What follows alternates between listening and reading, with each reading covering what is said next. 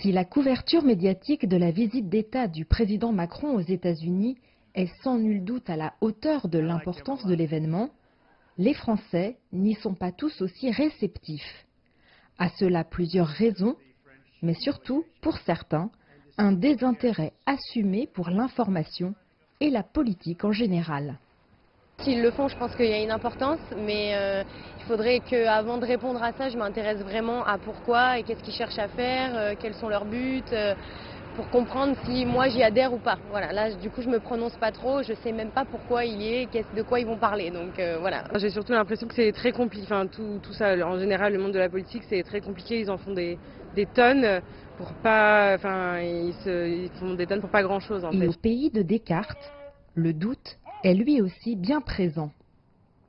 Chacun représente un pays,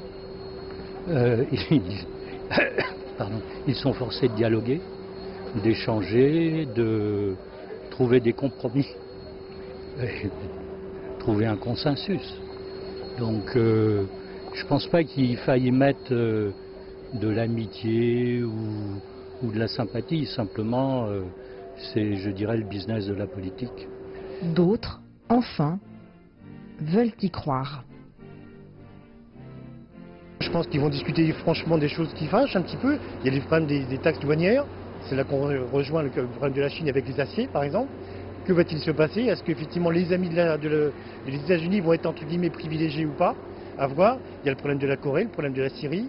On est aujourd'hui dans un monde multipolaire. C'est plus le président de Gaulle qui rencontre Nixon et puis avec le méchant russe de l'autre côté.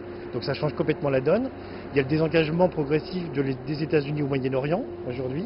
On a vu les frappes américo-anglo-françaises il n'y a pas très longtemps. Bon, alors, je sais pas, il ne reste plus qu'à espérer qu'en quittant, le président Macron, on lui dise merci pour ce moment.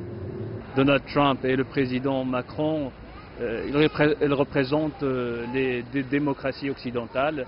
Donc, le fait qu'ils se rencontrent pour essayer d'analyser ce qui se passe à travers le monde, les différents risques qui sont devenus des enjeux majeurs pour les démocraties, d'essayer de trouver des solutions ensemble pour pouvoir faire face à cette montée d'extrémisme, d'obscurantisme à travers le monde, et essayer de trouver des solutions de paix. Cette visite du président français Emmanuel Macron à son homologue américain suscite à la fois l'espoir d'une avancée sur certains dossiers épineux et de l'indifférence en l'absence de réponses concrètes aux questions qui préoccupent aujourd'hui les Français. Car si beaucoup soulignent l'importance d'un resserrement des relations entre la France et les États-Unis, il est clair qu'une visite de 3 jours n'apportera pas de réponse aux questions qui se posent aujourd'hui. Jade Charles, CGTN, Paris.